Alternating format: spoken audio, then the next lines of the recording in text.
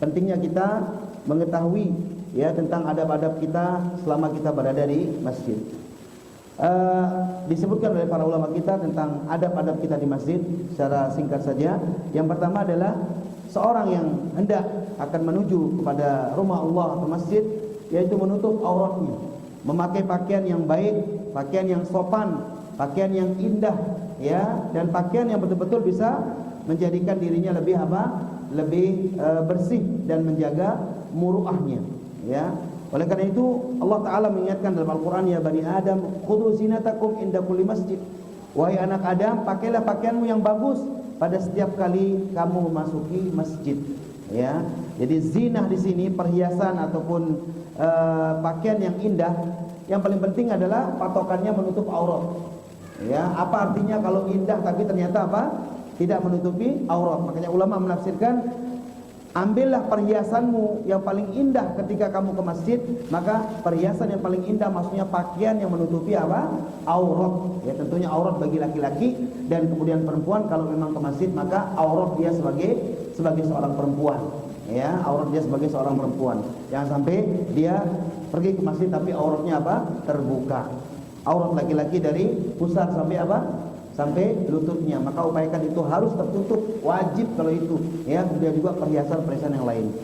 Dan Al-Imam Ibnu Katsir rahimahullah mengatakan masuk juga dalam kategori perhiasan ke masjid adalah yaitu menggunakan pakaian yang paling bagus, ya, menggunakan pakaian yang paling indah, ya, sebagaimana dia berhias di saat dia melaksanakan sholat Jumat dan juga hari Lebaran. Itu kata Al-Imam Ibnu Katsir rahimahullah, karena itu termasuk bagian daripada az-zinah, perhiasan. Kemudian yang kedua, menghindari aroma yang tidak sedap pada anggota tubuh, pakaian, ya, atau yang lainnya yang ada pada diri kita. Jadi upayakan kita datang ke rumah Allah dalam keadaan kita wangi, dalam keadaan kita memiliki, ya, sesuatu yang bisa mewangikan tubuh kita. Alhamdulillah di tempat kita juga kita siapkan minyak wangi, ya, ala kadarnya. Ya, jemaah sekalian juga yang ingin berdonasi, yang ingin berinfak, yang ingin mengambil andil, ya, untuk menjadi rumah Allah ini menjadi wangi dan juga bisa digunakan untuk jamaah yang sholat, maka sangat terbuka bagi siapapun di antara kita. Nah, Rasulullah bersabda dalam sebuah hadis, man akala al-basal wat-thum wal-qurrat fala yaqrabanna masjidana fa innal malaikata tata'adza mimma yata'adza minhu banu Adam. Barang siapa yang makan bawang merah, kemudian bawang putih dan juga bawang bakung, ya, maka janganlah sekali-kali mendekati masjid kami. Artinya ketika dia selesai makan itu dia langsung ke masjid, maka tak boleh. Dia harus bersihkan mulutnya dulu karena sudah memakan sesuatu yang memiliki aroma yang mengganggu, ya. Karena sungguhnya malaikat terganggu dengan sesuatu yang membuat anak Adam terganggu. Kata para ulama, ya, ini sebagai penyebutan sebagian, bukan berarti hanya bawang saja, ya. Atau kalau ada sesuatu makanan yang cikal bakalnya aromanya akan tersisa di mulut seseorang dan itu membuat bau yang tidak enak, atau di pakaian menyisakan bau yang tidak enak, maka tentu kita semua harus memperhatikan kebersihan dan memperhatikan kewangian tubuh kita, karena bagaimanapun juga kekhusyuan di dalam sholat itu adalah perkara yang harus. Kemudian yang ketiga di antara adab ke masjid juga berjalan menuju masjid dengan khusyuk, tenang dan tidak terburu-buru, ya. Rasulullah mengatakan, idza uqimatis shalah fala ta'tuha tas'aun wa'tuha tamshun alaikumus sakinah fama adrakum fasallu wa ma fatakum fa'timu. Apabila salat telah didirikan maka janganlah mendatanginya dengan tergesa-gesa, tapi datangilah dengan tenang, dengan khusyuk, ya, dengan penuh ketenangan. Apapun yang kalian dapatkan dari salat yang kalian tuju, ya, maka kerjakan, dan apa yang tertinggal maka sempurnakan. Jadi intinya kita, yang penting kita sudah berusaha, ya, untuk datang ke rumah Allah, mendatangi masjid. Kalaupun kita tertinggal, ya, kita jalankan yang kita temukan, ya. Kalau kita masbuk, kita sempurnakan yang kurang. Kalau kita temukan, ya, selesai, ya sudah, kita salat sesuai dengan keadaan yang kita temukan, selama kita tidak menyengaja hal itu, selama kita tidak bermalas-malasan dan berpura-pura, ya, untuk ataupun bersantai-santai dan bermalas-malasan untuk mendatangi rumah Allah dengan segera. Kemudian yang teradab juga adalah bersegera lebih dahulu ya datang menuju masjid ya, dan itu keutamaannya sangat banyak sekali ya, karena dia ketika berada di rumah Allah sembari menunggu sholat maka pahalanya pun akan terus kepadanya.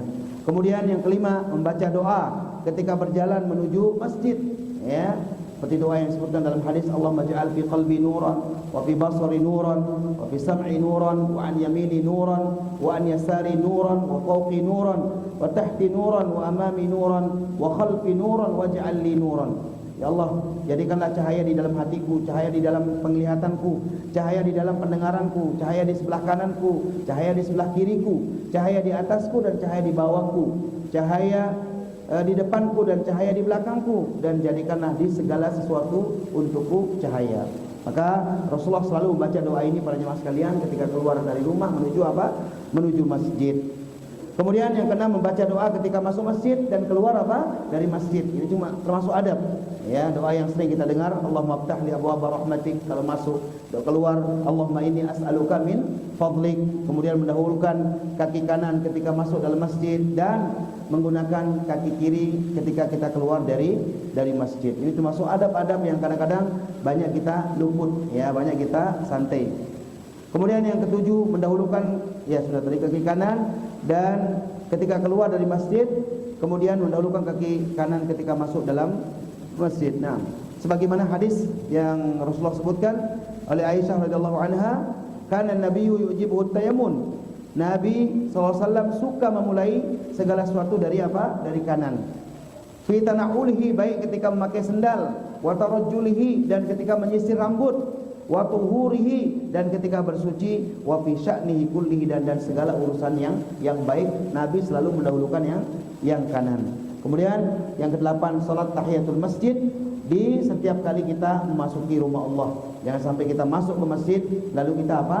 Duduk ya, tanpa kita melaksanakan salat sebelumnya. Salat ini dikenal dengan tahiyatul masjid dan hukumnya sunnah muakkadah, sunnah yang sangat dianjurkan. Bahkan sebagian ulama sampai mewajibkannya, karena Nabi mengatakan apabila salah seorang di antara kalian masuk masjid maka jangan duduk ya sebelum kalian salat 2 rakaat. Ya, falyarka' raka'atain, diperintah rukulah 2 rakaat, kemudian sebelum kamu mengambil posisi duduk. Kemudian yang terakhir ya dari adab yang bisa kita sebutkan secara singkat adalah duduk dengan tenang menunggu waktu sholat dan memaksimalkan untuk berzikir, berdoa dan melakukan hal-hal yang mulia di dalam masjid. Ya, bukan kita ya sibuk dengan hal-hal yang tidak bermanfaat, bukannya kita justru ya yaitu gelisah ya, akan tapi ketika Anda datang ke masjid jadikan diri Anda siap dan tenang untuk menanti sholat. Ya, jangan kita justru menyibukkan diri dengan hal-hal yang kurang bermanfaat, bahkan mungkin perkara-perkara yang tidak selayaknya kita lakukan di masjid ya, seperti berjual beli dan lain sebagainya. Dan insyaallah kita akan bahas nanti pada waktunya perkara-perkara yang dilarang di dalam masjid dan perkara-perkara yang dibolehkan di dalam masjid, supaya kita tidak tabu masalah-masalah tertentu yang mungkin sebagian memandang itu adalah tidak boleh, padahal memang ada dasarnya dia boleh. Dan demikian juga ada perkara yang sudah jelas larangannya, tapi kadang sebagian orang menganggap itu adalah boleh, sehingga akhirnya dilakukan di masjid. Nah, jadi ini parazakumullah yang bisa saya ringkaskan dari beberapa kitab para ulama kita yang menjelaskan tentang hak-hak masjid dan juga adab-adab seorang ketika menuju atau ketika berada di masjid. InsyaAllah masih ada pembahasan beberapa lagi terkait tentang masjid, yaitu hal-hal yang dibolehkan dan hal-hal yang dilarang di dalam masjid.